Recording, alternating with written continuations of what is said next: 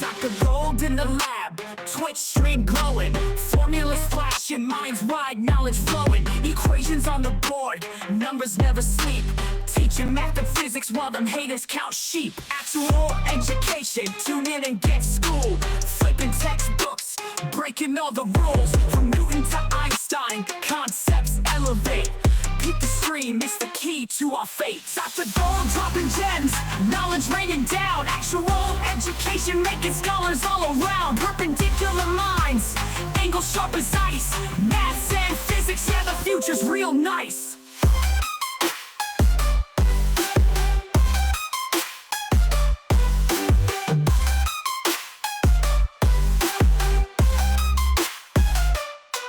Got the Pythagorean triangles about to flex, quantum theories on deck, breaking all the specs, relativity theories, worlds getting small, grasp the universal laws, standing tall. From the atom to the cosmos, we rolling deep, grazing up the stars, no time to sleep. Black holes and supernovas, concepts we unfold, brain power heavy, yeah, that's Dr. Gold. Dr. Gold dropping gems, knowledge raining down, actual education making scholars all around. Perpendicular minds, angles sharp as ice, maths and physics, yeah, the future's real nice.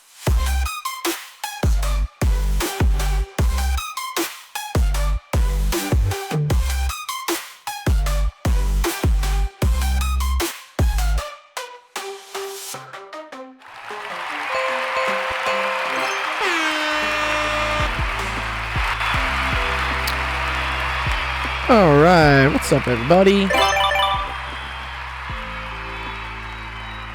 All right. All right. That's dope. What's up, Sensation? Your camera working nice. Hey there, boy. Hey there, boy. Oh wow, do you got a Dexter? Do you have a Dexter? But that's like an Obama type thing, yeah. Ooh, what does it say? What does it say at the bottom? Oh, omelette du fromage. Ooh, nice. Okay, yes. I like an omelet with cheese for sure. Big fan. So it's an episode where he's obviously Dexter, if you know the cartoon. Anyway, he puts a thing on his head and he puts a record on it, like a physical vinyl on top of this thing. Like, learn French in his sleep because he's got a French lesson in the morning. The joke is that the vinyl then gets stuck. And it says, omelette du fromage. Omelette du fromage. Oh, that's just all he keeps learning? And then that's all he can say in the end, the next day. But here's the joke: the French is wrong. Ah, it's not omelette du fromage. What is it? As a kid, you wouldn't have recognized it, but yeah, that's half of the joke because it's the only thing he can say in French is cheese omelette, but it's the incorrect French. Oh my god. Omelette au fromage. Oh, au fromage. Yeah, du fromage is like of cheese. Au fromage is probably like on top of cheese. With cheese. What's up, Nick? Learn something every day. I'm going to a cookie run on Saturday. It's organized by one of my Belgian friends who like does like a lot of French stuff. He runs like the French speaking club in LA. But it's like, I think it's run a mile, eat a cookie, run a mile, eat a cookie, run a mile, eat a cookie. It's like a tour of like a bunch of cookie places. So interesting. I'll ask him about the cheese omelet because he's the authority on the LA French speaking club stuff. Let me see if I can find it. Cookie Run, Los Angeles. The Cookie Dash Run, is this it? Well, this is different. This is Cookie Run, Los Angeles Cookie Crawl. There we go. Pretty sure this is it. Yeah, this is my friend's little event. The Carb Loaders LA Cookie Crawl. 5 miles. Oh, bro, I haven't ran 5 miles in like a couple months. 4 bakeries, all the cookies. Hold up, this is a hill that I will die on, right? Yes. What's your hill? Despite our linguistical differences, a cookie to me is not a hard biscuit. Ah. To me, a cookie is bigger and softer, like what they sell at Subway. Sure, like like a soft cookie, but there can be hard cookies. Yeah. What Laz is like, I heard of cookies. What's a hard cookie then for you? A biscuit? Well, no, because we make the distinction. We just say biscuit. I mean, technically they are still cookies, and you sort of have to sit there and say, well, they are Maryland cookies. But because there's a reason we make these distinctions linguistically. that I you see. have sort of abandoned just to make Yeah, English easier. cookies, like you can either get like a soft cookie or a crunchy cookie or like whatever. Yeah, we don't hate. We're just like cookies are cookies. Yeah. But I'm trying to think that. Wait, what's a biscuit, McVitie's then? What's a McVitie's? digestive biscuits. Oh, really? They call them biscuits? What? See, that to me is a cookie. Milk chocolate. Yeah, they do say wheat biscuits. No. Oh wow. Okay. Yeah, we would call this a cookie in the United States. This is definitely a cookie. That looks This like is a Jaffa cake. It kind of looks like a Jaffa cake. No, but that's a weird. I guess that's a homemade McVitie's. Hobnobs are good. Yeah. But yeah, collectively those are called biscuits. Collectively, he says Not those just are called McVitie's, biscuits. Those are just But all the thing you call biscuits. biscuits are closer to scones. Scones, correct? Yes. Yeah. Scone. These Don't are do what the English biscuits. do. It's not scones. Scones. No, the English say scone. It's They say scone. scone. Yeah, I'm a fan of these. These are great. Yeah, but yeah, because you guys also have it's like scones with clotted cream. You know what I'm talking about? That's a weird thing. That's a very English thing. Oh, maybe it's Irish. Or is it a very English thing? Whenever we go to England, my sisters love this. They love clotted cream is basically just fucking butter, right? It's just like really heavy butter. Oh, what a sensation. What's up, Amelia? Sorry, we're talking about cookies, Amelia. And then I froze. There you go. You're back. So wait, yeah, what's your opinion on the clotted cream? Wait, now you're really distinct. Oh no. Oh no. 1, 2, 3, 4. 1, 2, 3, 4. Okay, there we go. That's better. Okay. Papingus says, "Bro, stop making me hungry. I'm doing the hardest fast for my religion right now." Oh no. Is it Ramadan season? What season? Good to see you, Amelia. She says clotted cream is fire, dude. I agree. Fasting's bad for you. Don't do it. I think it's good for. I think there's studies that it's good for like up to like 48 hours, but then past that, there's not really any benefits. I'm talking like a true fast. Like you don't fucking eat anything for like 48 hours. So I need my chat to work. Where's my chat not working? Well, no, because I mean, unless you are fat as fuck, there's no like biological benefits to like not eating all day. I think once in a while it is good because it like apparently flushes out. It flushes your digestive system because like there's nothing in your digestive system. Like you will get rid of everything. Sorry, that's reversed. If you Oh, don't okay. eat, your digestive system essentially backs up. Oh, and it's just like. In order to clear your digestive tract, you need to eat small amounts regularly throughout the day. Oh, okay. Like, you know, half of what you would eat for 3 meals, but like 6 times a day. I've seen some benefits of fasting. I don't know, backed by science here. What are we gonna like watch this like little website? It does like do some stuff. I don't know. This is healthline.com or something. It seems like kind of decent. They here you go. A 2022 interview, whatever, review of research. Oh, intermittent fasting. Well, that's different. May reduce risks of type 2 diabetes. Yeah, whatever. Again, if you're fat as fuck, that's why that works. If you're fat as fuck, yeah. Don't be fat as fuck, I guess. I've noticed just in myself, it's a good like mental challenge to see if I can do it. And there's better mental challenges like chess. Yeah, chess is great too. Yes. Yeah. Healthline is no longer as good as they say. Okay, when you stop eating, it starts eating your stored fat. Yeah, to an extent. That's correct. Yeah, that is true. That's what intermittent fasting does, because you're then burning it, but then burning only fat, because yeah. you're burning more calories than you're taking in. Right. Yeah, I agree with that. Which is how you lose fat in the first place. Or just go exercise. Go to the gym. But you need to stop eating for a while for it to do it. Yes. If you're like ridiculously overweight, then if you intermittently fast, then that works straight away. But because there are people that are just so big that they can't go to the They gym. can't work out, yeah, because their knees are like, they can't take the fucking weight. You can't even walk. you like immobilize yourself. It's so bad.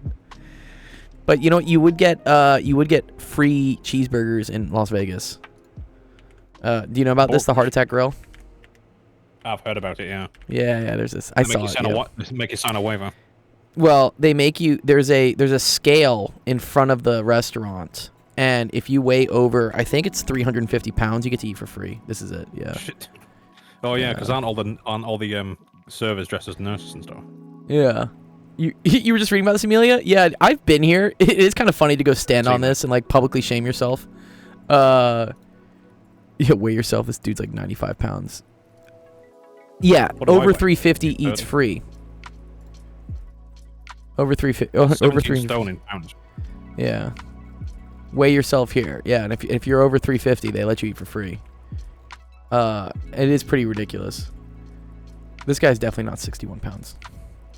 I don't know. I'm getting up there, dude. I'm getting close to 200 now with just like lifting. Jeff's like, now I have a goal. I'm 238 apparently. 238. Okay. All right, so you're not too far from me, and we'd need like another 110 pounds to. But then you'd have issues just getting on the plane to like get over here to go do that. It's just like uncomfortable to be 350 pounds. Oh well, yeah. I mean, I don't think I could. I think my knees would give out first. Yeah, exactly. I think my uncle could eat there for free. Yeah. It's ridiculous. So the food is just like, it's monstrosity. Like the menu is meant to like kill you, right? The waiters come out as like nurses. Oh, this couple is like the saddest like story. These two people, they used to not really be this big, and they would do like food challenge things as influencers, and then they did. All right, anyways, I'm off topic. I hear the guy on the left lost most of his weight. He did lose a lot of the weight. Yeah, the guy on the left did. Yeah. Nice. Okay, yeah, let's do some physics. Sorry. I got hungry with the burgers. That's dope. All right, yeah, let's start the stream. All right, welcome to the office. My name is Dr. Gold. This is a stream that helps you out math homework, science homework, all sorts of fun stuff. Good. Y'all submitted some questions. Let's go do some questions. The food just looks bad. No, it doesn't. Not even slightly. I've eaten across the world and that doesn't look bad. What the fuck are you on about? Yeah. I've literally eaten the national dishes of most countries at this point. What's your favorite cultural dish? My favorite. See, I'm a bit biased though. I really do like ramen. Like ramen is great. Stuff, not the packet. Not. Big fan of ramen. Because they do it really nice with like some decent flavors in there. Yes, and then they do the eggs. I love the atakami. What are they called? Atakami eggs or something? You know what I'm talking about, the soft-boiled eggs? And yes, Amelia, you can just say something through chat if you want. You can also go on the Discord. If you don't want to join, if you don't want to sign up for Discord and like install another app, just do this. Here, I'm gonna give you a link. Instead of installing another app, you could just do this. Buy a fucking laptop. Well, I mean, you can use your phone or whatever. If you go to this website right here, well, yeah, go past it. You can upload a screenshot of what your thing is, and then that's how we end up seeing it here on the stream. Yes. Fire. Okay, Sibley, you had a question about how do I calculate potential here. Okay. This was from one of our... I want to say this is from a lecture. Was this a lecture we had? Yes, Nico Avocado. That's his name. Yeah. Nick Avocado or something. Yeah, that's who he was. Fuck. Let me remember where this was. Sorry, I gotta go look through my notes. Oh, sorry. I know. I'm sure I saw you do this before. Or something very. I did. I did it during like one of the lectures, I think. Sid wants to come say hi. Come say hi, Sid.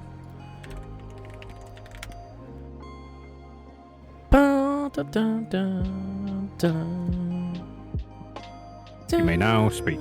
You may now speak. Hello? You can speak whenever you want. What's up, Sid? Hey, I was just wondering, because I noticed that for those concentric shells, like the electric field, you don't have to like consider the other the shells or the other regions, but for the voltage that you somehow, for example, even if it's on the outside shell, you still have to count the inner part. So that's why I'm just like wondering, how are we supposed, or like, how are we supposed to know, or really, what is the difference? What's the difference between calculating the electric field and the potential? I got you totally. Yes. I'll pull it up. Let me find it, because I had it here. It was during this lecture we did. I just want the actual question. All right, can I just what is with this zoom? Just please work. Excuse me. Okay. Oh, this was a whole. Okay, never mind. I know where this was. This is actually a clicker question. Okay. Yes, yeah, we'll do it. All right, we'll run through it, Amelia. Amelia has the same question as Sibley does. That's perfect. We love that. Love that. Fuck, what lecture was that? It was 17, I think. Yes. Okay, here we go.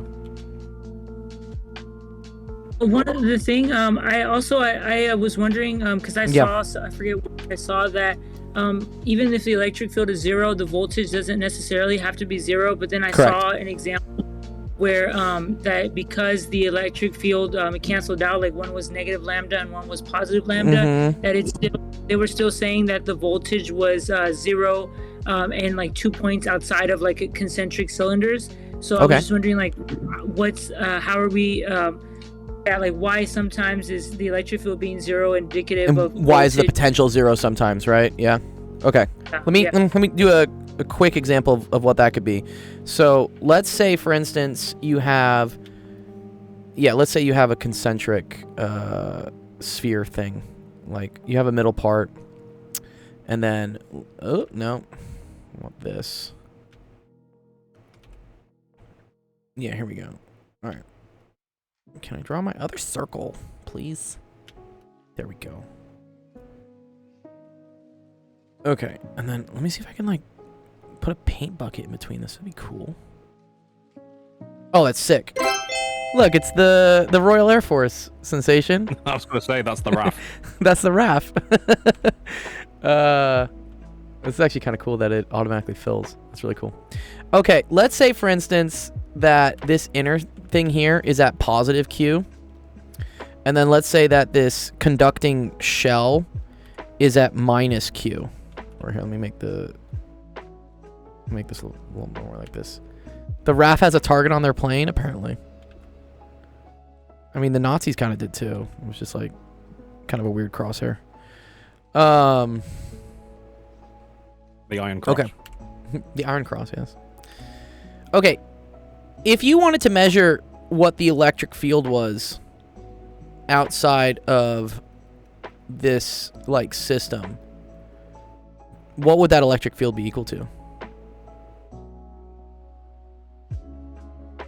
Well, if you remember from like Gauss's law, right? So integral of E dot dA is equal to Q enclosed over epsilon naught.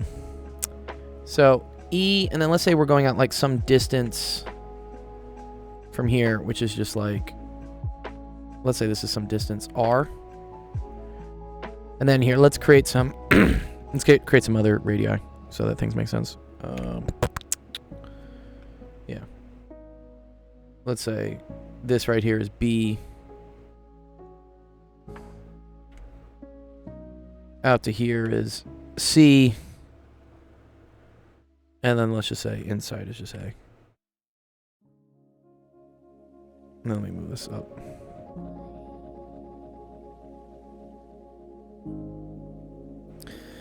Boom, boom. Okay. If we wanted to look outside, so this is for R is greater than C. Then again, this is E times 4 pi R squared is equal to Q enclosed over epsilon naught. Now here's the interesting thing. How much charge is enclosed if we're making a Gaussian sphere outside of this thing? Well, I have positive Q from the red, from the inside sphere, and I have minus Q from like the surrounding shell sphere thing. So the enclosed charge here is 0. Right? So that tells me as you are greater... Yeah, exactly, Amelia. Yeah, so as you are outside of this whole thing, your E is equal to 0. Okay? Now let's look at the next part. Let's again consider... Let's assume everything's conducting, okay? Like, assume everything's conducting.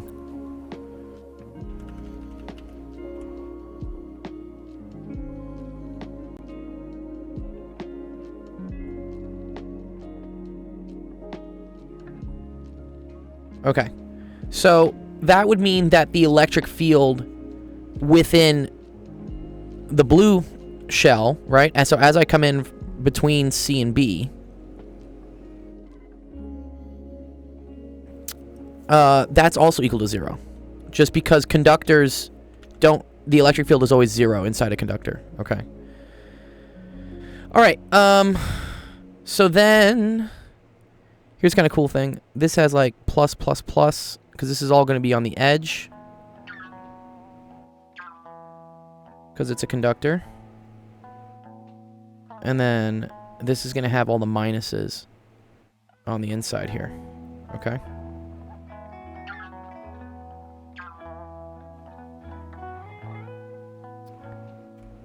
Now, if we go in between A and B, so if we're building our Gaussian shapes here, so let's say from A to B, now the charge we enclose is positive Q. So I can say, okay, so E times 4 pi r squared is just equal to positive Q over epsilon naught. Or I would say, okay, E is equal to 1 over 4 pi epsilon naught, and then that's going to be positive Q over r squared. And that's the electric field in between.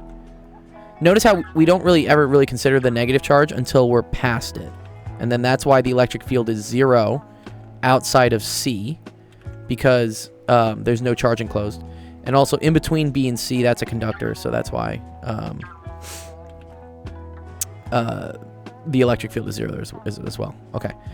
And then for R is less than A, E is equal to 0, because again, this is a conductor. So, yeah, 0 electric field, 0 electric field, 0 electric field. This is the only place there's electric field. Now, let's say we want to calculate, this was for getting the E field. Now let's calculate the potential. So this is E field. Now let's say we're trying to get potential. How you do potential is you want to integrate the electric field,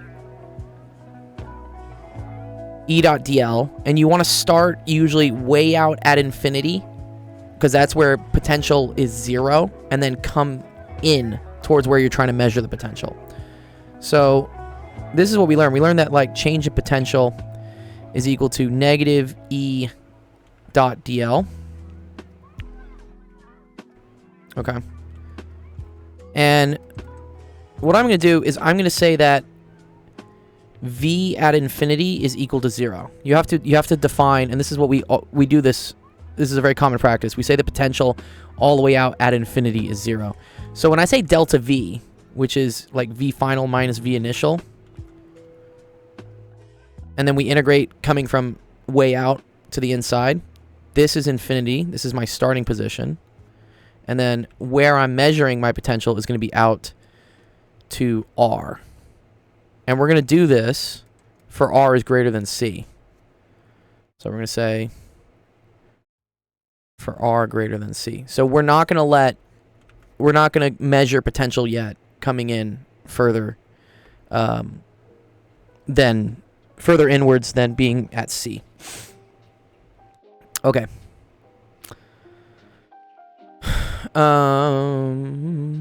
Okay, so delta V, right, is VF minus VI. But this right here, right, this is my my initial. This is my final. So V initial here is really V infinity, which is equal to 0. This is 0. What are you doing when you have no motivation but need to learn to study? Suck it up. No motivation. I understand there. If you need to do something, this is a life skill that needs to really develop quickly. There are a lot of things in life you don't want to do, but you have to do.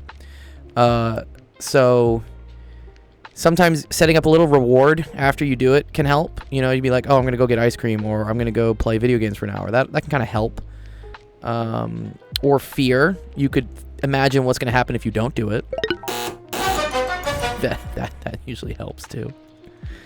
But the best thing is just to learn how to do it, because yeah, life needs that. Okay. So for R greater than C, integrating E dot dl. Here's a cool thing: E is 0 when we're greater than C, right? So here we say, okay, cool. So E dot dl. But if we're looking at the potential outside the sphere. Oh, did we? Oh, no, good. Outside the sphere. The electric field is 0 there. So integrating this tells me that there is 0 potential all the way up to C. So I say, okay, cool. V of R is equal to 0 for R is greater than C. Then let's look at, for instance, going in between B and C. So are we enclosing any more electric field? No. Electric field's still 0. So we'd be like, okay, cool. VR is still equal to 0 for B is in between R, in between C. Okay. Cocaine. Yeah, coffee can help. Some sort of stimulant, for sure. Okay, but then... It's like, if you do coffee, it's like, I'm a little bit perked up. Now, if you have no motivation, you do cocaine. I'm going to clean my house with a toothbrush. That's meth. You ever notice people that do meth have, like, really, really clean houses? Well, no. not really. Well, yeah, they try to clean. That's still crackhead. That's true. Okay, now let's say we want to calculate the potential in between A and B. So in this in-between zone, which we do have electric field in, right? We calculated the electric field is 1 over 4 pi epsilon naught Q over R squared. Like, there is electric field here. So, again, so this would be like V at, let's say, R is in between A and B, minus, again, V at infinity is equal to the integral from infinity to some R in between A and B of E dot dl. There's a minus sign here. Okay. So, going from infinity to C plus integral from going from C to infinity, these are both 0. You don't pick up any potential going through infinity to C and then going from, sorry, not C to infinity, C to B. But you do pick up some electric field and thus potential when you're going from B to R, which is in between A and B. And E there is 1 over 4 pi epsilon naught, and then it's Q over R squared. And so when I integrate this, this is going to get me negative Q over 4 pi epsilon naught integral from B to R of 1 over R squared. The integral of 1 over R squared is negative 1 over R. So now you get negative negative, so this is plus 4 pi epsilon naught. And then that's going to be 1 over R integrated from B to R. So that's going to be, I'm just going to call this K. So I'm going to say KQ, and then it's going to be 1 over R minus 1 over B. Yeah. Cool. And this should make sense, right? Because when R is equal to B, you have 0 potential, right? Right? There's no potential as you get closer to B. And then as you get closer to A, you do have some positive potential. Okay. So that's going from A to B. And then, again, the change in potential. So if we look at the potential when R is less than A, so when you're on the inside. So say when you're on here, right? Now it turns out that you're not picking up any more electric field as you go further in. So again, you could write it this way. This is equal to, so we're going to say delta V is V at some R less than A minus V at infinity, which is equal to the integral so it's negative infinity, sorry, infinity to C plus the integral from, and then, well, the minus sign's outside everything here. Yeah, sorry. Integral from C to B plus, wait a minute, the integral from B to A, okay? And that one does have an electric field, right? That's the 1 over 4 pi epsilon naught Q over R squared. And then it's plus the integral from A to 0, and that's also of E just equals to 0, okay? So this is 0, this is 0, this is 0, and this is the only thing that adds to the potential as you start going inside the inner charge. So think about it this way. This is like, what's up, Sibley? Oh, sorry. I was trying to say, no matter what region you're in for voltage, you always have to like keep carrying over the previous region, the integral. Correct. Yes. Wherever you are measuring potential, because remember, potential is referenced to something. You're still referencing it out to infinity. So you have to add up all the potential that you gained as you came from 0, which is at infinity, to where you are. Oh. Do you see how, like, I get it. Okay. So I had to add up getting to C. Well, that was 0. I had to add up getting to B. That was 0. But now I have to add up going from B to A. Where previously here, right, when I was figuring out the potential between A and B, I left this as R, because this R was something between A and B. But now, if I'm trying to find the potential inside A, so inside this sphere, I have to add up all the potential I gained going from B to A. Not just B to R. Oh, okay. Okay, thank you. Yeah, good. All right, yeah. That's a very important thing. I'm not sure if I actually like went over that really in class. 1 over A minus 1 over B. And then, again, you're adding 0. So this is the potential. Notice how the potential inside the sphere does not depend on R. It's just whatever the potential was outside the red sphere, and it's constant throughout the entire thing. Because you're not adding any more potential, because you're not integrating over any more electric field. It's never dependent on the radius? Not inside a conductor. So inside a conductor, the electric field is 0, right? Okay. And so when you're finding potential, you're always integrating the electric field, like .dl. Think about, like, you're just adding up what the electric field is to get to that point. But when you're within a conductor, okay, the electric field is 0. So whether you are here or whether you are here does not matter for potential, because coming from here to here, there's no additional electric field that you're adding. So your potential is constant here, but your potential is equal to the amount of potential it took for you to get at least to here, and then it's constant.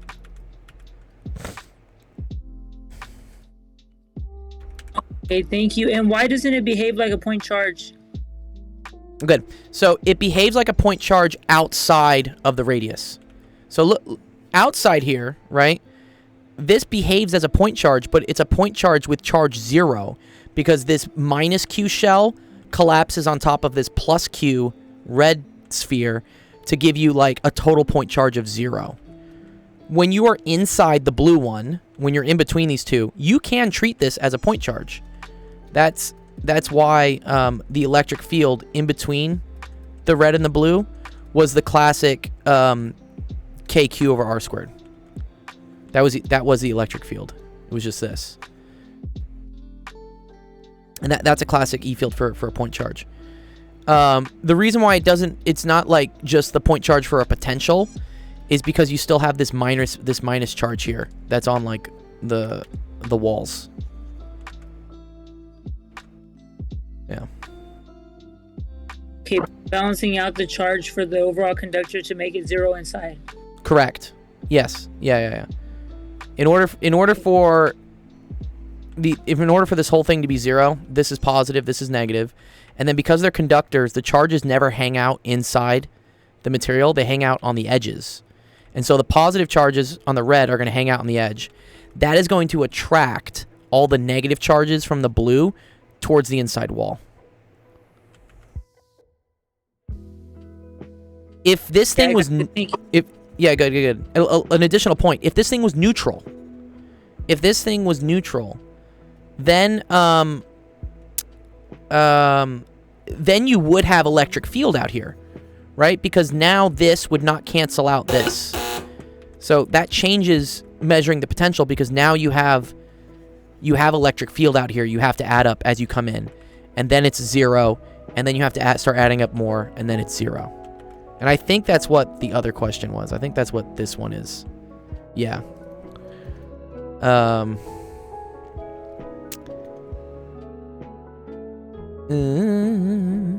Yes, because they say that the solid thing has charge, but the outside is neutral. Okay. Yeah. And that's what this case is. So, I'll pause for a second, because I know people got to catch up, and I've probably just been ranting for the last 10 minutes, but... It could be worse. Could be worse. I definitely could be worse. So, I think... Sibley, do you understand? Or do you have other questions about that? Oh yeah, do you remember repeating what you were just saying? I got a little bit confused when you were talking about if it was neutral on the outside, then the electric field wouldn't be 0 outside of it or something. And how it relates to this, because I know that there's that insulator inside there. Mm-hmm. So I'm trying to figure out. I don't really get that part, to be honest. For sure. Let me go through it. So this was a case where we had a conductor on the inside with positive Q, a conducting shell on the outside with negative Q. So the overall charge enclosed outside of this whole system is 0, because minus Q and plus Q cancel each other out. In this case, you have some amount of charge that is not 0 on here, okay? We end up having to calculate that using like an integral, because the charge density isn't uniform. But regardless, this is positive. This is 0 charge. So when I'm outside here calculating electric field, I'm enclosing positive non-zero charge.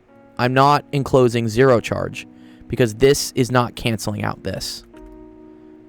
And if you're enclosing charge, then you will have an electric field.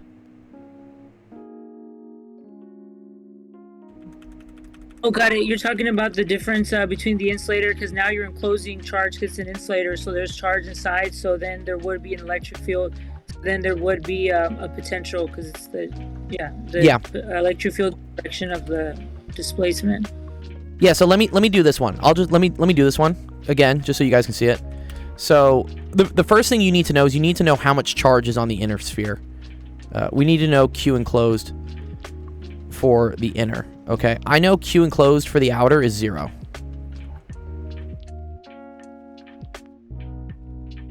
And how we get Q enclosed for the inner is they tell us that it has a uniform charge density equal, non-uniform charge density equal to beta R. So, good to see you, Haji. Okay, so if I want to find Q enclosed, right, that's equal to the integral of this. This is charge density. And then this is dV, integrating over the volume. If this was uniform, so we could say, or constant, so if rho was constant, then Q enclosed would just equal rho times 4/3 pi r cubed. This would be super easy, because it's just density times volume. If this is not constant, now you have to integrate rho dV. Oh, what's up, Monkey Man? Monkey Man says, this reminds me, I finalized my course choice. I'm going to do electrical and computer engineering. Nice. And take Python and data structure algorithm classes on the side. Also, I started learning Python over the summer because I was bored. All great things, dude. Yes, that's a good path for you. You would probably do something with this then. Have you done this before, Monkey Man? Have you done electric field and charge stuff? Conductors, potential. This is all E&M stuff. Okay. Nice. Okay, so to integrate this SIB, right? If we want to get the charge enclosed here, what we're going to do is this is a calculus thing. We're going to build these spheres, which have a surface area equal to 4 pi r squared. And then we're going to like start stacking them out further and further, like times dr, until we get out to the total volume of the sphere. So this is going to be rho times 4 pi r squared dr. This is how you find dV using, it's called like the shells method. And this, sorry, just to clarify, this is because it's non-uniform. If it was uniform, we would have to see the ratio of the volume enclosed versus like the volume of the Gaussian surface, right? If it was an insulator. Yes. Yeah. So this is an insulator. This says it's plastic. The issue here is that the density is not it's not uniform. The density changes as we go through the thing. So calculating Q enclosed isn't as simple as just doing, the density times the proportion of the volume that's being there, right? Gotcha. It's super annoying. This question is kind of annoying. So we have to use this method, which is we're integrating surface area dr times some density. It is like rate of change of charge. It totally is. So this ends up, so rho was equal to beta r. So we're going to say beta r, and then it's 4 pi r squared dr. Okay. So if you want the charge enclosed, let's say from 0 to some r less than a. So if we wanted to figure out how much charge is enclosed here for being at the center out to like some distance less than a, we're going to do this. So it's r less than a. This is going to be 4 pi beta, and then integral from 0 to r is less than a of r cubed dr. And so that ends up equaling 4 pi beta, and then that's r to the 4th over 4. And then that's integrated from 0 to whatever distance in the inner sphere you're trying to measure, less than a. So if you're measuring the total charge in just the whole sphere, you're going all the way out to a. And so that becomes, the 4's cancel. You get pi beta a to the 4th, I think is Q enclosed. That's for the whole plastic sphere. That's for if you get the whole thing. Okay. So Q enclosed for the inner, that's going to be pi beta a to the 4th. So if I want to calculate the electric field outside, okay, let's say we're calculating the electric field outside. Let's say we're doing E for R is greater than C. R is outside this, okay? Then that's going to be E times 4 pi R squared is equal to Q enclosed over epsilon naught, but the only charge enclosed, if we're way out here, is from the inside plastic sphere. The conducting spherical shell is neutral. It doesn't contribute any charge. So Q enclosed is just, this is just the inner plastic, which is right here. And so you end up getting E is equal to pi beta a to the 4th over 4 pi epsilon naught r squared. Pi's cancel, and so you just get beta a to the 4th over 4 epsilon naught r squared. And that's E. That's the electric field outside. Let me make sure that was right. Oh, I need to see what the answer choices were. One sec. Please hold. Forgot I hid these.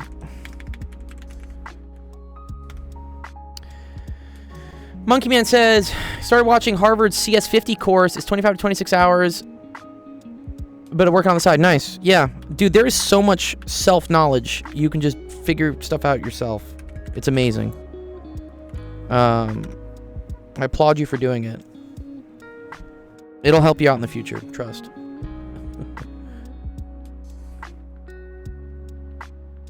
Nice. Okay, yeah, we got it. Yeah, it's pi beta a to the 4th.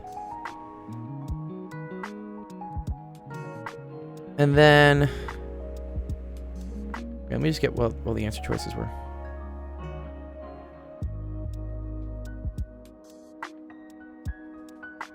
So then... The electric field outside, which was part B, was this one. Nice, okay.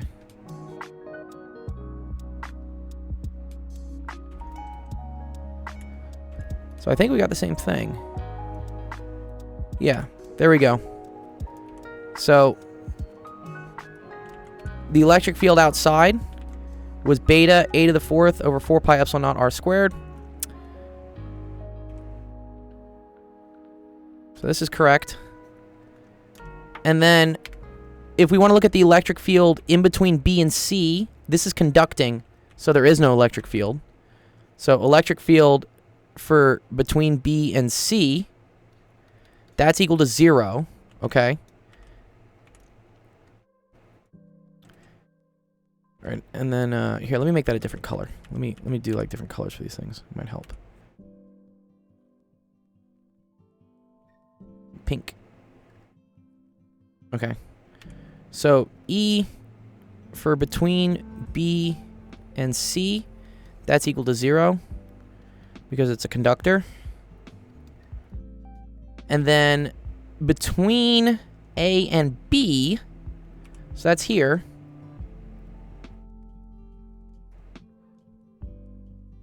So E, A less than R less than B, this is going to be equal to the charge enclosed, which is just pi beta a to the 4th, and then again over 4 pi epsilon naught.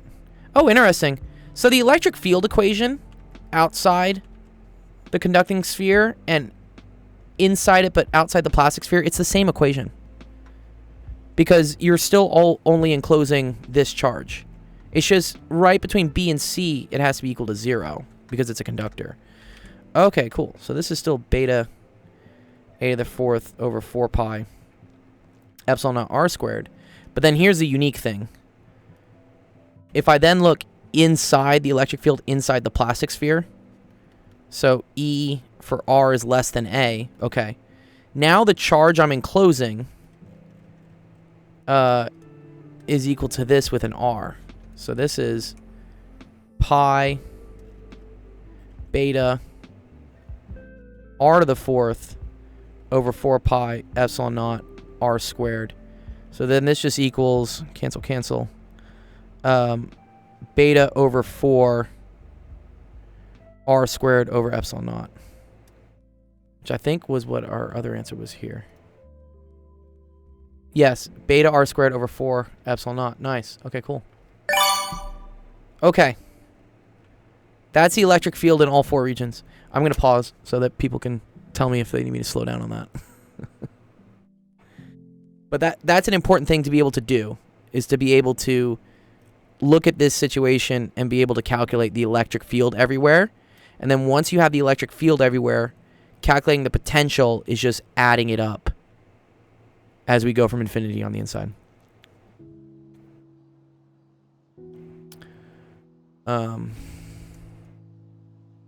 You're saying adding up and integrating the electric field, right? Yes.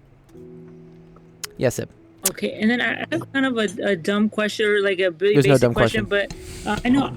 Oh, thank you. I know how to do the process you're talking about, except I'm just a little bit confused about those boundaries.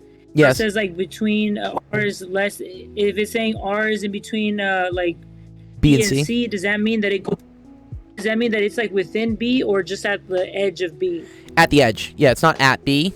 Yeah, there are like weird things that happen exactly at the boundary. So we always say like greater than and less than. I'm not going to mark you points off.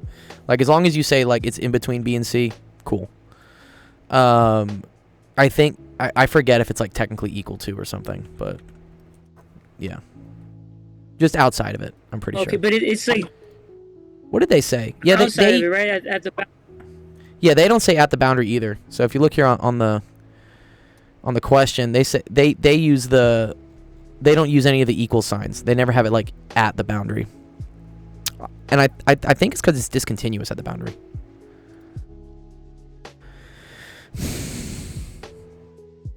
But don't include the thing between. Just don't include that area. Yeah, don't include the actual boundary.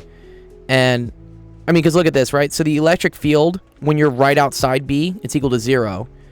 But then right when you're at B, you know, it's equal to something that's not 0. Like this doesn't approach this. Like if you took the limit as R approaches B from like coming from this side and coming from this side, they don't approach the same value. So it's discontinuous. And that's because you have all the charge just like hanging on that outside wall. Oh, gotcha. Okay, okay. Thank you so much. I can definitely do the electric field in those different regions. Thank you. Good. Nice. So then, yeah, if you needed to find out the potential, let's say for R is greater than C. So yeah, let me do them the same colors here. So the potential when R is greater than C, that's equal to the negative integral from infinity to C of E dot dl. Well, no, sorry. Infinity to some R less than C. You leave this as R because you want to be able to plug in R and figure out what the potential is at any location R that is outside of C. Sorry, R is greater than C. I'm getting confused here. All right, that's negative integral infinity to R is greater than C. And then this is beta a to the 4th over 4 epsilon naught R squared dr.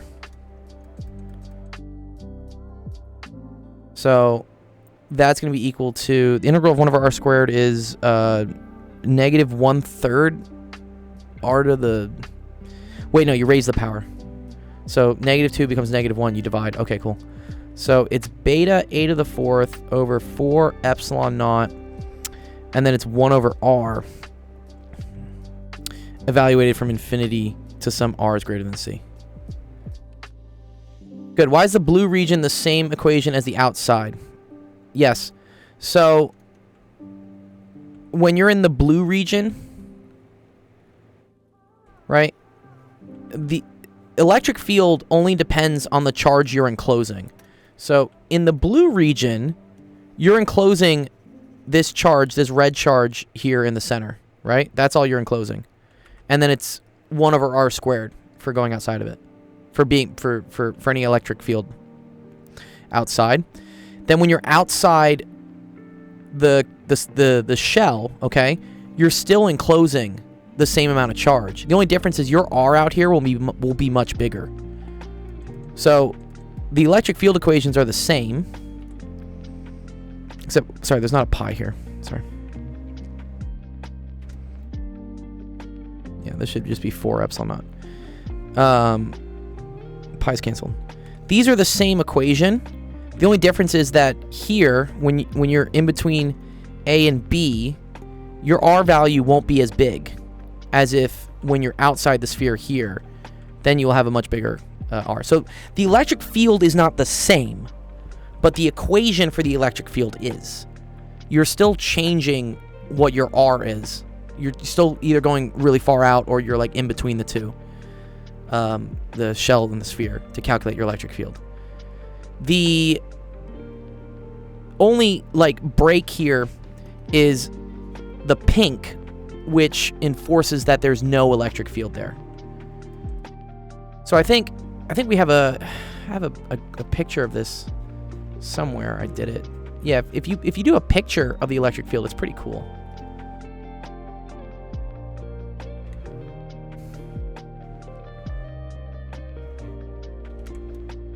Yeah, so the electric field goes to 0 from R equals A, so it's like this. And then this is out to like, okay, let me put some dashes. This is at like A. And then it starts to drop as 1 over R squared.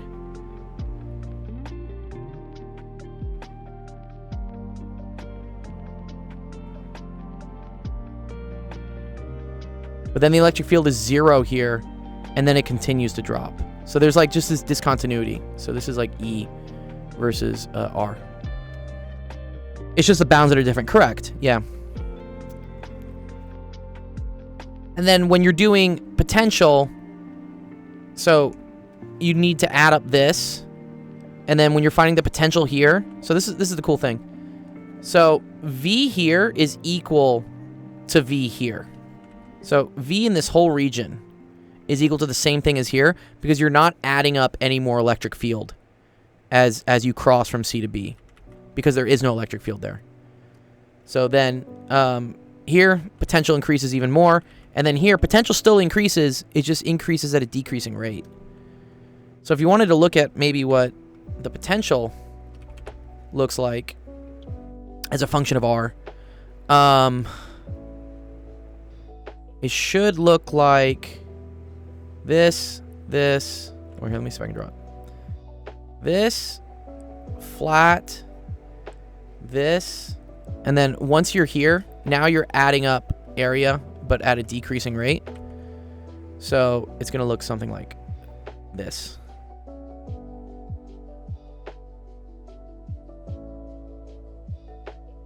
Or, sorry, you're not adding at a decreasing rate. You're no longer adding at an increasing rate. So it actually, it goes, one sec.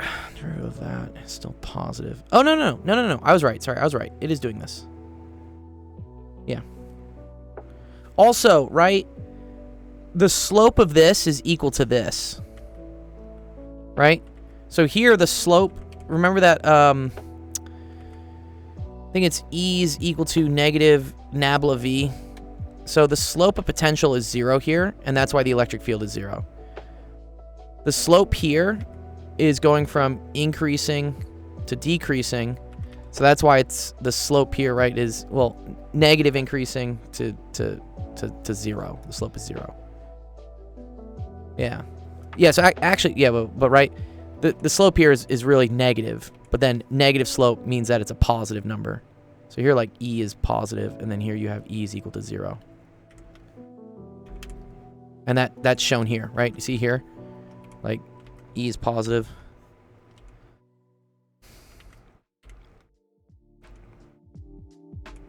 E is positive.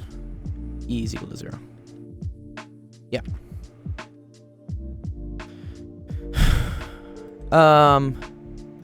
Okay. I'm not going to do all these integrals because it takes a very long time, but I hope this makes some sense. This is a very, I would say, like, stereotypical question that comes up on whenever you're doing, like, electrostatics, and especially Gauss's law. This is a very, because it incorporates potential, incorporates electric field. It also incorporates, like, how to calculate charge. These are all, like, important things. So. Thanks so much. I got it. Thank you very much. I appreciate it. You're very welcome, Sib. Yeah. But yeah, feel free. If you have any other questions, just submit them. I'll do them. Nice. Thanks. All right. Oh, just one more question. Sorry. What's you up? were saying yesterday about the capacity. You were talking about yesterday about the capacitance. You mean like in terms of like calculating between two, for example, like cylinders, like you were doing yesterday, or two like metal balls or something, and then figuring out voltage and putting it into the equation? Or are you talking about like look at the circuits, or just like so both, lightly, like for the circuit? Yeah. So for the circuits, right, being able to take like a system of parallel and series circuits and figure out what the equivalent capacitance is. That's a good example of like one of a shorter questions to do. Calculating the capacitance between two. What's up, Don? Calculating the capacitance between like two shapes using Gauss's law. That would be like an FRQ. That's a much longer question to do. I would say know both, right? Know how to like find the capacitance of like a series and parallel circuit and a combination of the two, and then also have a little bit of experience with how to calculate the capacitance of the two concentric shells or two rods. That's another good one. Okay, thanks a lot. Thank you. I appreciate it. You're welcome. Yes. Nice. Good to see you, Don. What's up, Don? The Don father. Don Factorial, dude. Shout out to Don. Don's great. We were doing... Don, weren't you doing physics? Did you ever get to this? Did you ever get to doing Gauss's law with electric fields and stuff?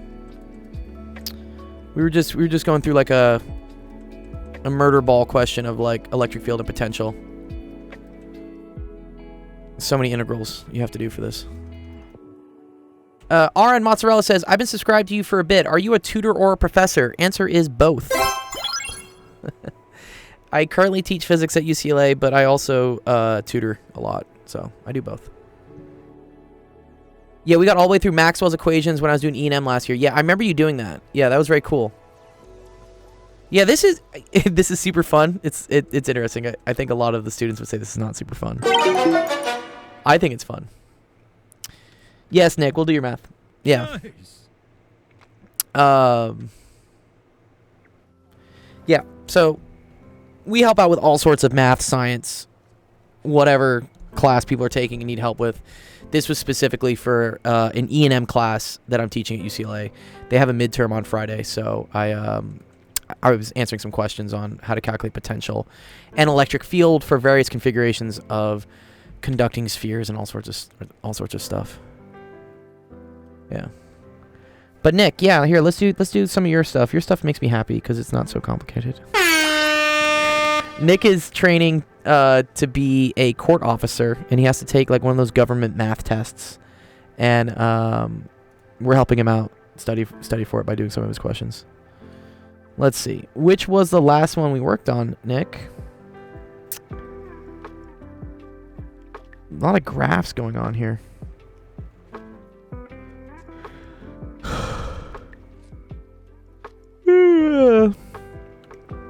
We did this. We did this. Okay, here we go.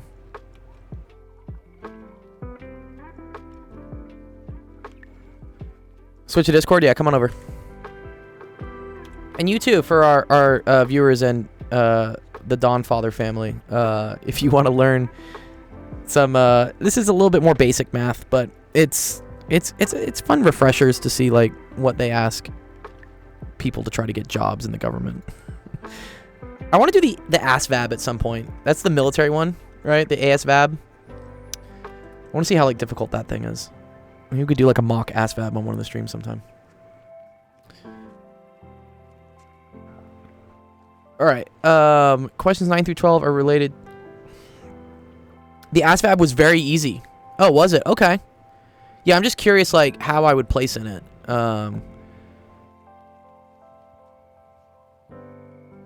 You know, it'd be fun, Don, if we did like a whole thing where all of us took the ASVAB and then we determined like what our ranking would be in the military, like E1, E2 or something. Like who gets to be lieutenant, who gets to be general. Because I think usually that's what that test determines, right? It determines whether you go into like officer school or you go into, well, I'm just going to be a meathead like fixing tanks or something. Well, tanks are probably actually pretty complicated to fix, but... Mealy says, I have to head out, but thanks for going through all the electric field and stuff. It was super helpful. You're so goated. Oh, thank you. Have a wonderful day, Amelia. Appreciate it. I love that the students keep saying I'm goated. That's the new compliment I keep getting.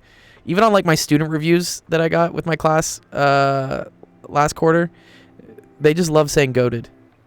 General Gold. It would be funny. General Goated Gold. I'll take it, dude. That's a sick emoji you got. All right, where's Nick? Nick's taking a while to get back to Discord.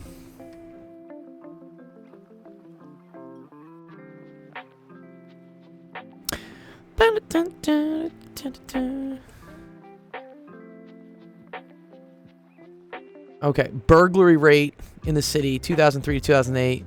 Non-residence burglary nighttime. Non-residence burglary daytime. Ooh, okay. So, wait, the burglary rate is higher in the daytime? Who the fuck is robbing people during the day, dude? What? What's up, Aleph? It's okay.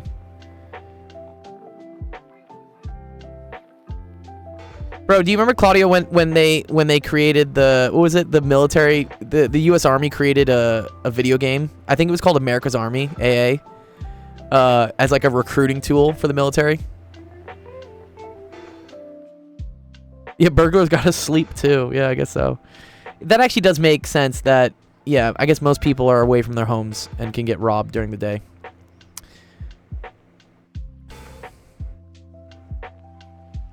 My mom didn't want me playing it, yeah, because the government was like keeping tabs on like, yo, who's fragging out the most? Let's go get that person. I liked Operation Flashpoint. That was my favorite. I really liked that one. It's a I think it turned into Arma. I think Arma kind of bought it out at some point. Okay, at the beginning of what year was the percentage increase in daytime and nighttime burglaries the same? Ooh. At the beginning, was the percentage increase? Is this the... This is just the burglary rate. Okay.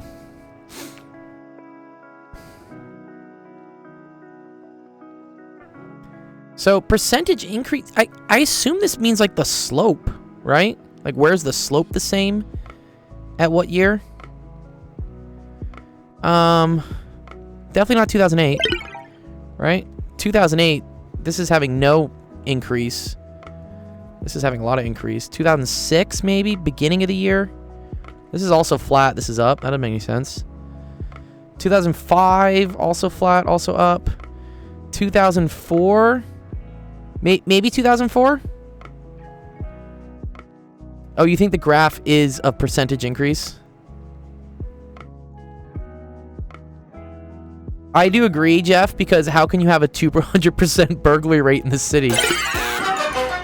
Obviously, don't go into. How do you have a 200% burglary rate in the city? We can't condone anything of the sort. No, we can't. Live! How do you have a 200% burglary rate? What? Is everyone getting robbed twice? Oh my god.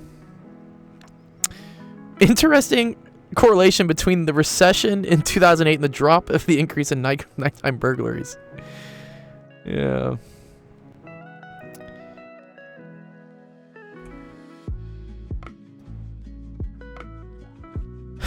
The robbers are bumping into each other on the way in out of the house. Okay. So, yeah, this is a misleading graph, Nick, but I think they're asking for, like, at what year is it the same number? So that's the beginning of 2004. Here, they're at the same. That's the same percentage increase. Also, I love how burglary rate is just always increasing. Motherfuckers didn't have jobs, just started doing it in the day. Yeah. Like, I don't gotta wake up for work. In what year did the percentage of nighttime burglaries decrease? Okay. This question is all sorts of whack, dude.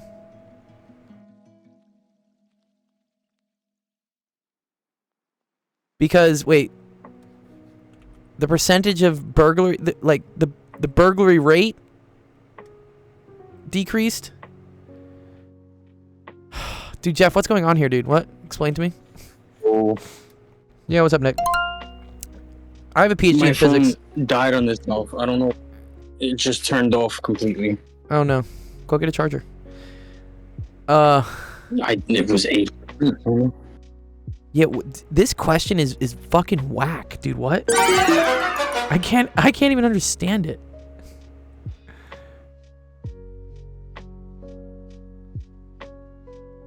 What are you guys? What are you on? What does burglary rate mean? we're trying to understand your graph question here, dude. It's just not making any sense. What's up, Sensation?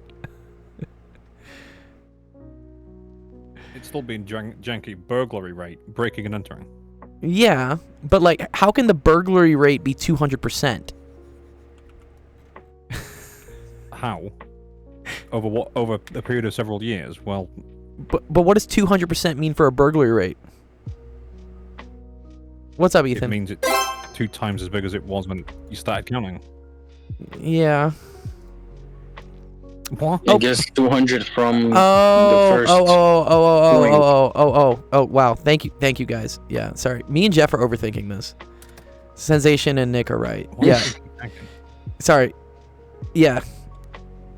The burglary rate relative to what it is in 2003.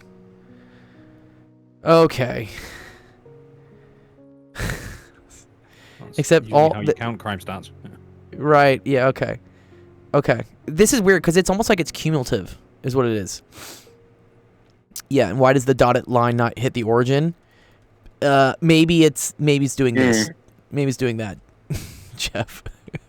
No, because it'll go back further than what's on the screen. Oh, okay.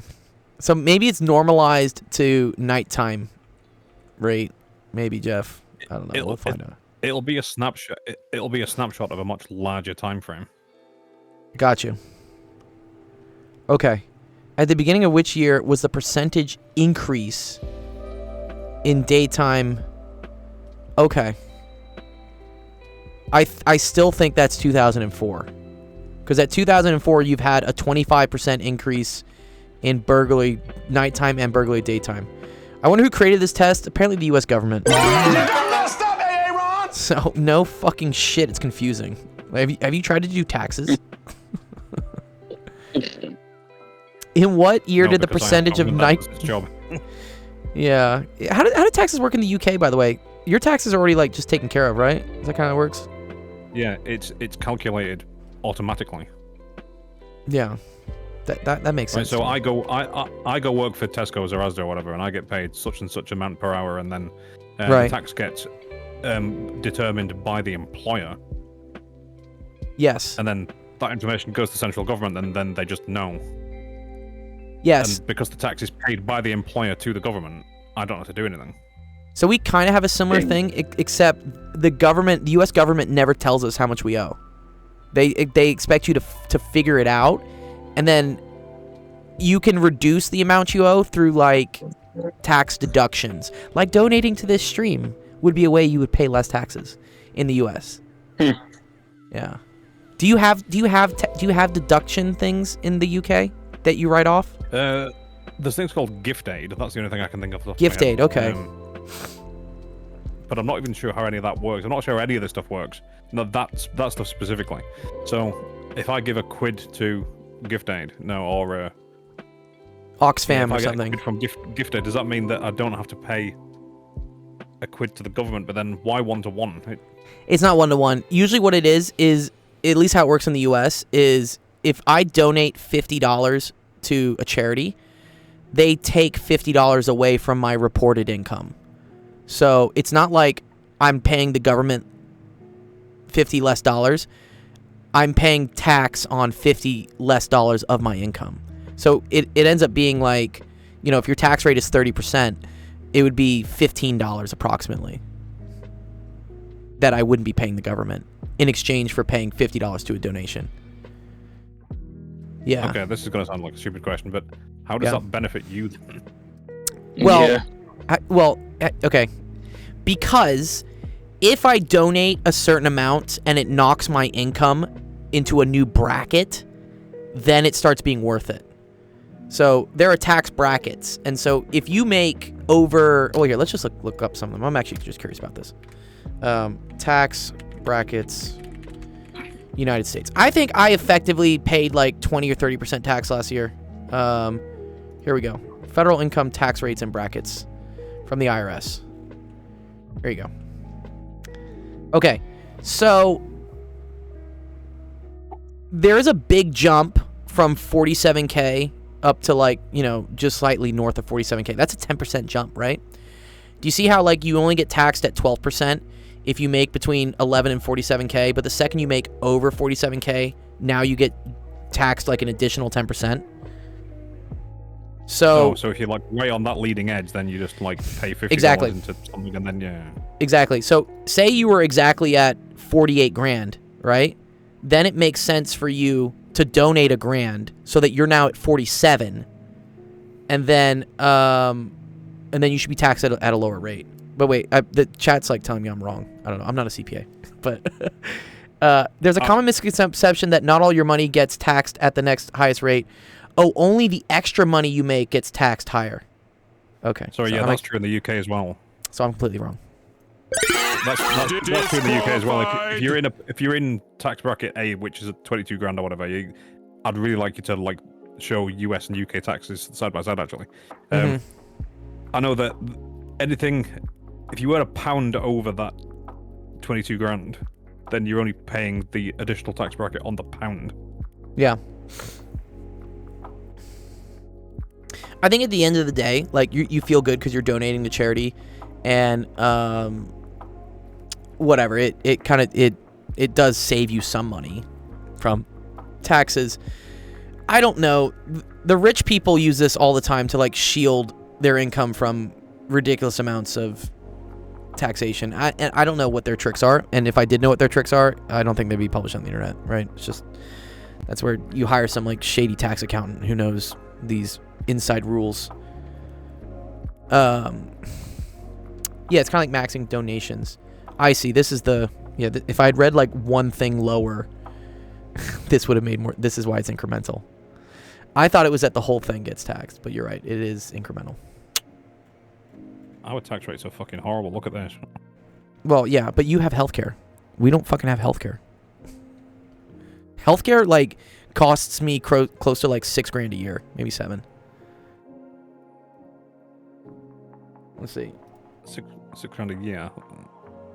Doesn't seem that bad. And that's on the cheap side. Like, okay, so can I copy this image in? Sorry, let me see it. Okay, one sec. Okay, so let's copy that, and then let's get the U.S. tax rate.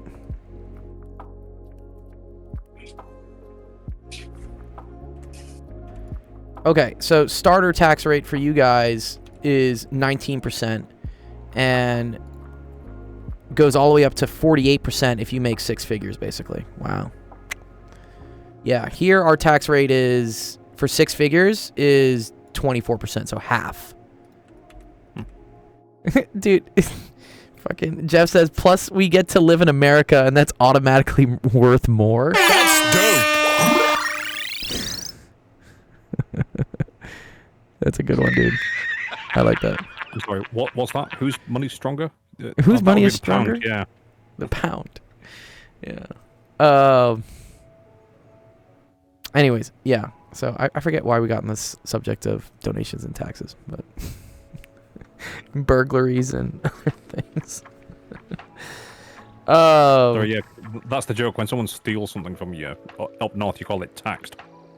Yeah, taxed. The kids call it phantom tax. If you take someone's food at lunch, it's called the phantom tax. Phantom. Phantom. It's some like streamer who we started talking about the government. Yeah, so this guy, I don't know. This is the phantom tax. But apparently anytime this guy has food, this other dude comes in like the fucking Kool-Aid guy and just takes his food. And that's what the kids call it phantom tax when you yank somebody's fries. So what's the difference between the Kool-Aid man and this guy? The Kool-Aid man says, "Oh yeah," and this guy says, yeah. "Oh yeah." Taco Cat says we love Phantom. I think Phantom is also like one of their, their idols or something. It's like IShowSpeed. I don't understand the IShowSpeed guy. He just like keeps pissing people off in different countries. I don't get it, but he's popular apparently. Yes, but people are stupid, so it's irrelevant what's popular. Yeah, I know. Okay. Okay. So Nick, let's do this. So burglaries decreased in 2005. Good to see you, Taco Cat, by the way. Yes. Yeah. Femvox likes your shirt. Sensation. Taco, go back into your hole. No, Nick, be nice to Taco, dude. Chill. In what year was there the most rapid increase in the percentage of daytime non-residence burglaries? So that's these. So where did we have the biggest increase? The most rapid increase? 2008. I agree. I think 2008's, yeah, that's a pretty rapid increase. Yeah, I think it's 2008, yeah. Housing crash, lol. Yeah. At the end of 2007, the actual number of nighttime burglaries committed was... Oh, interesting. I don't think you can tell. Because these are all just percentages. They're just increases. Yeah. Yeah, okay. So, yeah. A, B, D, D. Yeah, that's what the answer is. Nice. There's another one. Okay, I'll find it. And then, Ethan, I'll do your question. Ethan says he's watching a baseball game. What baseball game are you watching, Ethan? Ethan, are you at the baseball game? Is he at like a Rockies game in Denver right now? Or is he? Are you watching it on the TV? Ugh. Let me find the additional ones.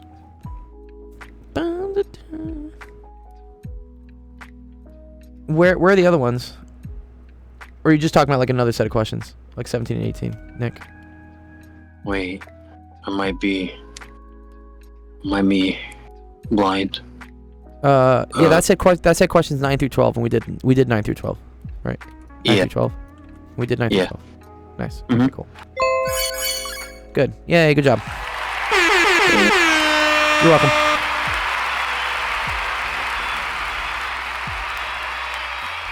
Well done!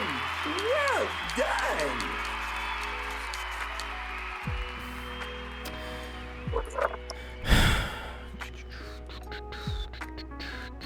So now that it's the summer holidays. Now that it is the summer holidays. Started a bit early.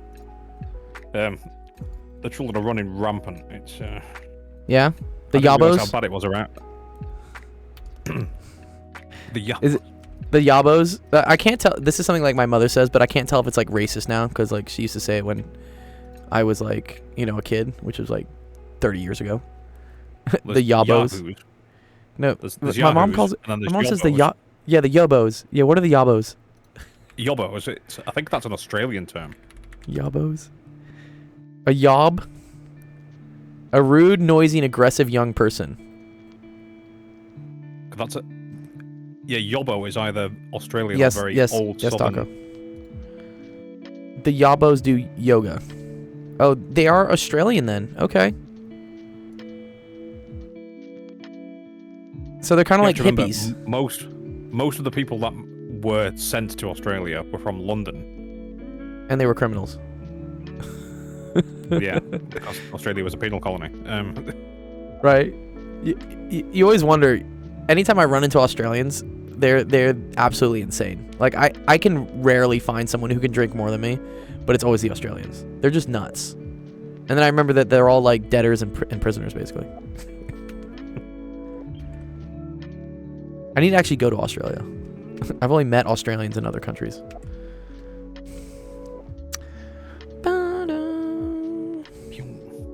Okay, this is a good question. This is a physics question. Ethan. Let's see if Ethan's in the chat. Ethan, where you at, dude? And then, yes, Taco. That's correct. You have to ask just one question a week. Australia's beautiful. It's apparently, like, very diverse, Femvox, right? Like, there's a lot of Australia to... There's the Gold Coast, there's the West Coast, whatever, the East Coast, the South Coast, Sydney. Well, that's the joke, isn't it? It's an island and a continent. It's an island and a continent, yeah. And Well, 95% desert. And a desert, yeah. Okay, let's see. Like, all the go on. internal landmass is a desert. Yeah, the center of it is, yeah. It's that's where the Aborigines live or something, right? The Aborigine people. They also have like some of the craziest animals. Like there's a lot of like really deadly things. Yeah, you can chat there, Ethan, that's fine. The smallest continent or the largest island? Nothing small about it. Yeah. Isn't Australia larger than the continental United States? I don't think so. No. Is it? Seems to be, the way they describe it. Australia is 3 million square miles. Okay, no then. The US is 10. Yeah. Or sorry. Well, 10 million square kilometers. Here's the graph. It's close. I mean, that's quite big. What's this island down here? What's this? Tasmania. Oh, that's part of Australia? Tasmania, yeah. That's cool. And New Zealand's nowhere near. New Zealand is the distance between here and Morocco, where I am in Morocco. Oh, wow. That's quite far. Oh, without Alaska, about the same size. Oh, okay, cool. Yeah, Alaska is huge, but there's not really much of it in Alaska. Block Y with mass My falls onto and sticks onto block X, which is attached to a vertical spring. A short time later, the blocks are momentarily at rest. At that moment, Y exerts a force F down on block X, and block X exerts a magnitude of force F up on block Y. Which of the following relates F up, F down, and MYG at the instance? Yeah, Russia is huge, but Russia is very unusable. Oh, these are always fun. So, yeah, you got to break up like force diagrams separately. That's what you have to do on these.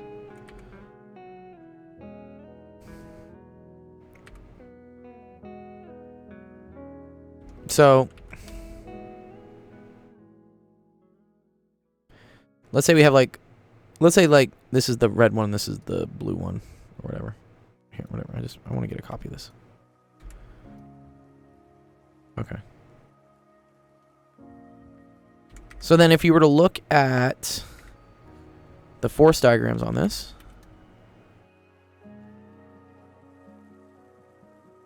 you have the force of gravity from the red block. So that's going to be mgx. And then you have the force on the blue block. That's going to be mgy. Or I should say myg. Sorry, one second. mxg. Which I feel like is like a sports drink or something. mxg.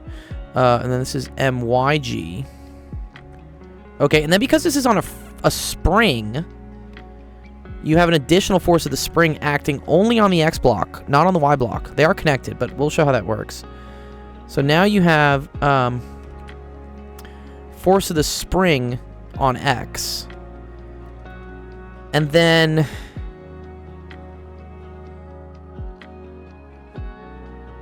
I gotta think how this works.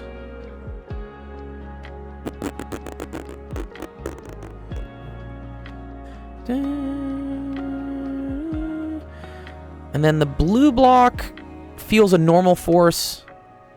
So we would say like force normal from the X block. Or FNY. Oh, I think I remember how this works. And that's the same force that this feels. So this is FN. We're going to say FNY, which is force of X on Y. And then this is going to be force of Y on X. Okay, I think I got all the forces. Yes, well, let me try to figure it out first. Okay. Block Y exerts a force on block X. So I think that's this.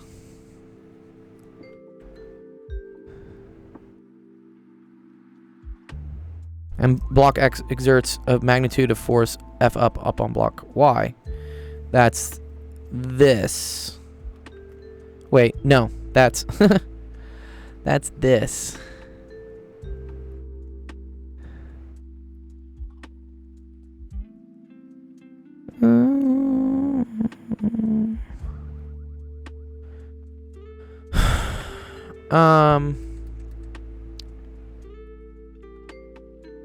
But then I think I need the whole thing to have a force of a spring on it.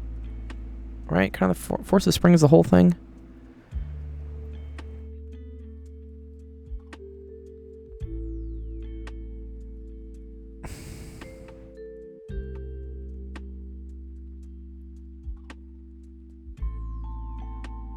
No, it's okay. I think it's a cool question. Let me do the simple case. Let me just do a simple, so I can like get my head straight. This one does mess me up, and I literally taught this last quarter. It's terrible. Let's call this A. Let's call this B. And let's say everything's like at rest, okay? This is going to have FG, which is equal to MBG, pulling down. And then you're going to have the normal force acting on it. So FNB. A is going to have FG, which is equal to MAB, and then it is also going to feel a normal force, which is equal to the force of B on A. So, if there was no block A, right, and in order for this thing to be at rest, that means that this force and this force would equal each other. However, because there is normal force being provided to the A block from B, that means there's an opposing force from A onto B. Right, so sorry. Normal force being provided from B onto A means that there's an opposing equal and opposite force of A onto B. So that's this. And this is F of A on B. And this is equal to this. Okay. And that's why the normal force is twice as much. Yes. Okay, I think I get all this now. Okay. So here,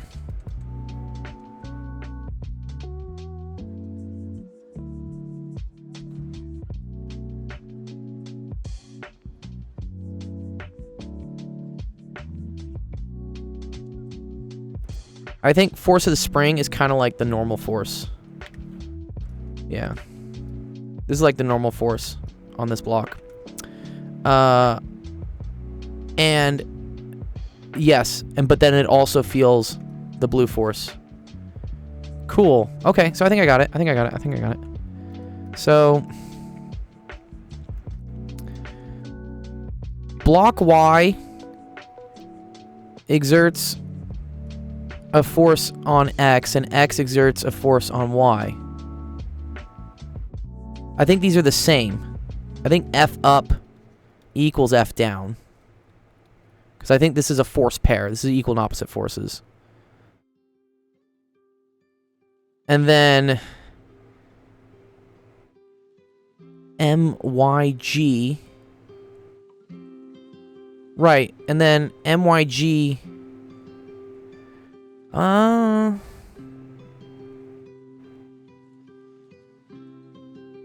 Depends if this thing is accelerating.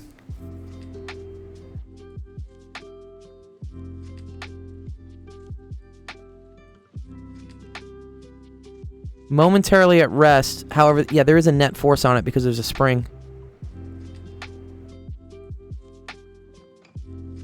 So the acceleration should be up. So I think it's greater than MYG. Yeah, has to be this. Because you need this minus this to be positive. In order, because there's also FKX.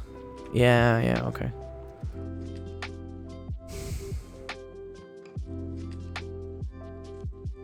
Okay. Is the answer choice A? Did I get this wrong? Do I have to, like, turn in my diploma? Be like, I don't know physics. Let's go ask ChatGPT real quick. You done messed up there, Ron. You done messed up, AA Ron! You done messed up, AA Ron. AA Ron. Who's AA Ron?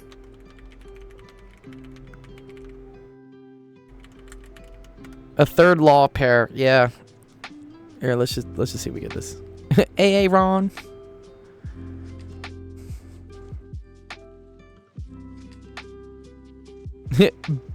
By Lake. I need that one. Answer choice is correct. Yes, at the moment they're instantarily momentarily arrest. Their acceleration is upwards, right? Yes. I agree with this. Cool. Yeah. Okay. Cool. B Locke for Blake. Answer choice is A. Cool. Yes. Right. For block Y, F up minus mg must be equal to my ay, but because it's on a spring, it's accelerating upwards. A is positive, so F up has to be greater than myg. But then F up equals F down because it's a force pair. Okay, cool. That's cool. Nice. Love it. Good job, Ethan. I know what you should add to the soundboard. What do you want me to add? Whenever someone's English is that bad, that scene where it's like, sure, we'll turn on the radio. Would you like am or fm? Dude, I need to add in that video you have of the wedding. Was it Wedding Crashers? Oh, what did I send you? Yeah, with Will Ferrell. He's like, dude, that was superhero awesome. Movie. Yeah. Oh. Is it a superhero movie, film? No, it's Will Ferrell. He gets hit by a dart. Right? I've lost the source now. It's not Wedding. Old school. It's old Yeah. school. Old school. Yeah, this scene. Yeah. That's such a good movie, Old School. ChatGPT gonna put me out of business. No, it won't. I don't think it'll put you Just out of not business, Femvox. You're welcome, Ethan. Yeah, I don't think it'll put you out of business, but it is definitely flipping the script on, I think, just being like a regular tutor. I think now to become like a tutor, you have to offer something more than what ChatGPT has. So you can't just be good at like giving the answer or even like explaining it, because ChatGPT is really good at explaining it. You have to also be like a human.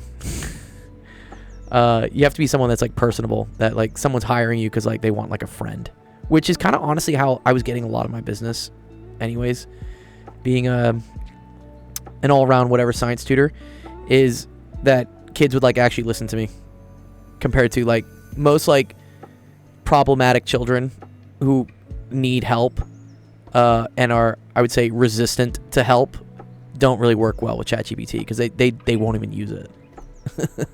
They won't even ask it the questions to try to understand things.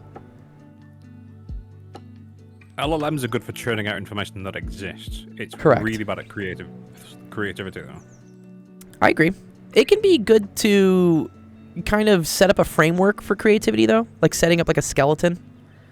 Well, no, I use that. it's one of those things. It's one of those things where it's like you ask it to write you a piece of code, and the thing that you've asked it will already be in a book, so it can just take it from a book. Right. But there is no creative principle. But the only thing it does better than a human programmer at a basic level is it could just churn it out faster. But then a human can still do it better. Can find like a more unique way for it for sure. Jeff says if you accept that there are no new ideas. You know, right? So there's like no new movie plots, like everything's already been told. Then yeah, maybe. I think with the coding thing, there's this thing called vibe coding. Have you heard of this? Like vibe coding? I've heard of it. So I'm gonna go find it. Yeah, vibe coding is the new approach to software development that heavily relies on AI to do like all the heavy lifting, but you, the programmer, are basically like telling it pseudocode. You're giving it the logic, like the human logic on what to do, and then the AI is vibing out and like doing all the dirty work to actually write the syntax that gets you what you want. Yeah, which is pretty much what I said before. It can do basic shit. It can do pretty advanced shit. It can do some pretty advanced coding these days, dude. It's pretty cool. No, because I asked it to do something slightly more difficult than simple. Yeah. And it just shut itself. Oh, it did. Taco like, Cat says, no, I don't like the pseudocode. He's like, no, mate, you're wrong. No. And you have to write pseudocode or you'll get nowhere. Ever. Agree. Yeah. Pseudocode is great. Because it's kind of similar to when you're writing an essay and your teacher tells you write an outline, right? Be like, oh, here's my intro paragraph. here's argument 1, here will be argument 2, here's argument 3, here's a conclusion. If you don't write that out and like at least jot down some bullet points, it's very hard for you to, you know, write a coherent argument. It is a plan. Without that plan, yeah, you'll just go on the point, and it's like, wait a minute, why do these functions collide with each other? That's because you didn't write pseudocode. Right, and if you fail to plan, you plan to fail. You done messed up, Aaron. I got puns for days. But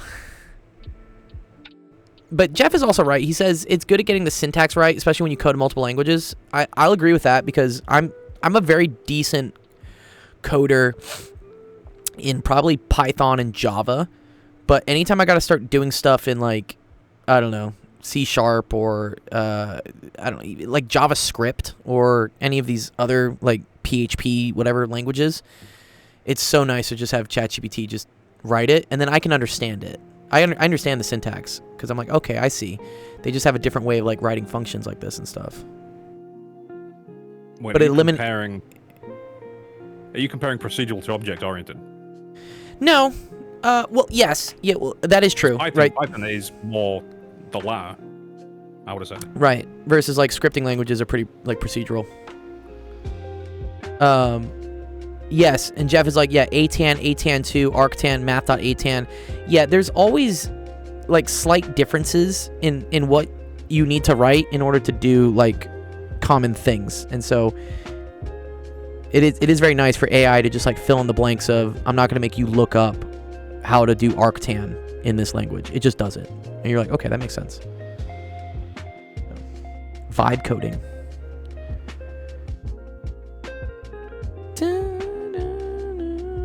I mean, this is even something that who's the guy from Valve? Gary something? Gary Newell? What's his name? Gabe Newell. Yeah. So he apparently like never does interviews. This guy Gabe Newell. He's the creator of like Steam.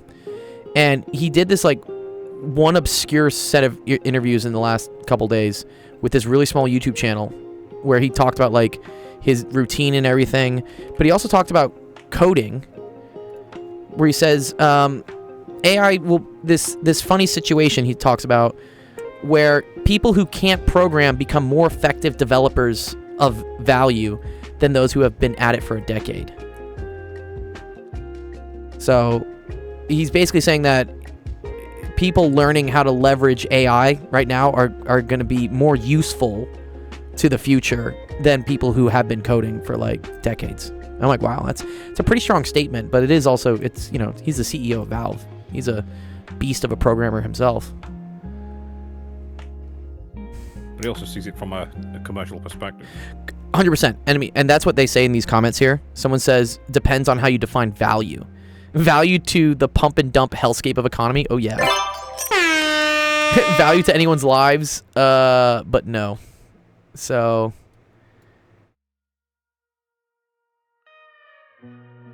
yeah, it all boils down to this. If you can program without the requirement for those crutches, yeah, then your brain will work faster, and then the AI becomes obsolete. Because even though it might take you physically longer to type something out, right, it will take the AI longer to produce what you require because of how complex something is potentially. And then it will still make, and even if you get the prompt exactly right, which it would still have logical errors and stuff like that. That happens all the time. I think the coding is great for, again, it's setting up a structure. If I tell it like, hey, I need a way to, I don't know, connect some SSH to this, and I need to do this, and I need to do this, just get me some like skeleton functions that work, and then I'll populate the math and like what I need it to do. Well, that's the joke though, because you should have done that already in some previous thing that you've done on the previous thing that you've done. Yeah, correct. Code already lying around, so. I should, but I'm not a professional programmer. So this is where they say like vibe coding. It's because you have non-technical people being able to produce things that are technical. So you have like, do you remember back in the day when it was those TV ads that would say like, hey, do you have a great idea? Sell your idea to our patent company and we'll make sure you get paid. Because like people can come up with these amazing, awesome ideas, but are probably absolute shit at the execution. Like they don't know how to turn their idea into a product. So this company would market themselves as like, hey, if you have a great idea, sell it to us. We'll turn it into a product and we'll kick you back a % or 2. And it's, you know, a % or 2 of $1 million is better than a % or 2 of like, or it's better than 50% of nothing, because they were going to get no money anyways. So I feel like what AI does is it enables creative types, like people who are artists primarily, who don't have technical backgrounds. If they have like some cool idea for like a website or an app or something they want to do, the AI enables them to get into that field and get like a minimum viable product to like show what they have, which I think is really cool. Yeah. It's in the same way, this works the other way, because artists are also getting mad. It also enables people who don't know how to draw, people who don't know how to use Photoshop, people who don't know how to do, you know, graphic design. They can now enter the space of artists because the AI can do a good enough job. Like the AI can do a halfway decent job of like taking my idea for like a picture or a logo and creating something that like looks somewhat decent enough to pass. So you actually get like AI is like merging the two fields together, I think, in a way. So I think it's really cool. I don't know, I find AI's art obvious and vulgar. Yes. Yeah, it is. You know, you can spot it from a mile away. But it is enabling like technical people to come up with like really cool artistic creative things that I don't think they would have been able to do otherwise. Well, yeah, I mean, you've heard of Canva, presumably. Yes, Canva, for sure. Yeah, it's a $10 billion company. She almost got bought out by Adobe for like $1 billion and said no. A 28-year-old chick. The Canva story is crazy. I don't know why. Why the fuck did they want to buy it, right? I mean, well, because Adobe saw it as like, they tried to do Adobe Spark and Adobe Express. They wanted a dumbed down, easy way to produce content and like graphics, and that's what Canva does, right? Yeah, and this is what I was pointing out. A company was using it, and I said, yeah, that's obviously Canva, and they said, yeah, why? What's the problem? And they sent me their thing that they made a whole thing, and I was like, right, this is what it should actually look like when you pump it through Illustrator. And they went, sure, oh shit, that's 1,000 times better. Yeah, but the question is like, is it good enough, right? Is it good enough for your consumers? Because most consumers are dumb, right? They can't. Is it good enough? No, it's not good enough because it looks obvious and vulgar. Do you ever see this? Did you ever see the completely AI produced like C3PO rap thing they came up with? Gold Gang, have you seen this? Oh, I think I saw this from you, yeah. It's pretty dope. But again, this is a bunch of tech nerds, right? That probably have no like formal training in how to do like digital art like this. They don't know how to like create a Blender file. They don't know how to render this. They don't know how to whatever. But they do know how to use AI tools in order to get their final end result. And it's beautiful. It's brilliant. I think it's cool. It looks cool, but again, yeah, vulgar, flat, obvious. You can tell that it's derived from you can tell it's derived from a derivative. Someone's typed in, "I want you to produce me this image," and then they've put it into something else and said, "I want you to make this image move." Yes. As opposed to if somebody did that by hand, or well, not necessarily by hand, but it would look real. Sure. I feel like this looks like decently real to me, though. You know? And they talk about how, you know, they had to get the thing to generate like 600 images and they picked like the top 2. Like, it's a lot of time. Because you're basically like using a shotgun to like try to like shoot images and just try to get something that looks good. But, is it with like Keanu Reeves in there, dude? To me, it's still art. I know I'll get yelled at, but I think it's still art.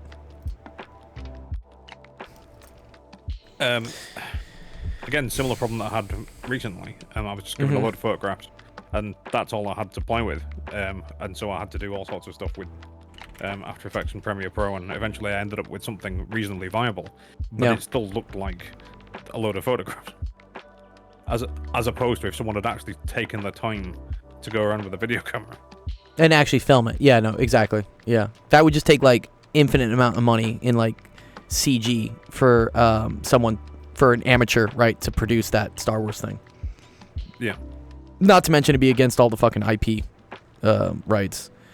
It probably still is. It probably still is, but they're not making money off of it. Well, actually, maybe they are making. I mean, there are YouTube views. Okay, I gotta go teach another student. This is cool, but we'll have another stream tomorrow. So yeah, let's close it up. All right, thank you everyone for coming to Actual Education Office Hours today. Appreciate everyone's questions and everything. I had a fun time discussing all the AI stuff. Maybe we should bring back the podcast on Fridays. Fuck it, me and you could just talk. I was getting just kind of like tired of trying to find people to talk to. It takes forever. But maybe I will just start up. It'll just be the Sensation Show. You know, we just talk about things. That's how it kind of originally started. Set up a firework. See if you can get some different specialities in. In fact, yeah, I think you should have your AI argument with an American that does programming. Oh, okay, that's a good idea. Yeah, because then okay. you'll be more culturally in sync, and then my arguments are going to be very different from yours because whilst we're not anti-capitalist, we are further back than you are. Sure, further in the back. Yeah. Okay. Yes. It's all back. Let me think. Yes. Okay. Our next stream is tomorrow. That will be Wednesday, 5 p.m. Pacific, 6 p.m. Mountain, 7 p.m. Central, 8 p.m. Eastern. Come on by, get some help. Do some math with us. Liberal socialists. Yep, that's us. Democratic socialists. If you aren't following all our other fun math friends, there's there. I need to update this list. But yes, have a great YouTube, Fembox. We're going to go raid somebody. I like physics and depression. He's going to mute me or something. I don't know why he does it, but like, whatever. He's a funny guy. Very peculiar. But it looks like we're learning about current capacitors in EMF. This is very cool. So actually, if you're watching from my UCLA class, you should go watch this. This guy's talking about capacitors, which is literally on the test on Friday. Okay. Cool. Peace out, guys. We'll see you tomorrow.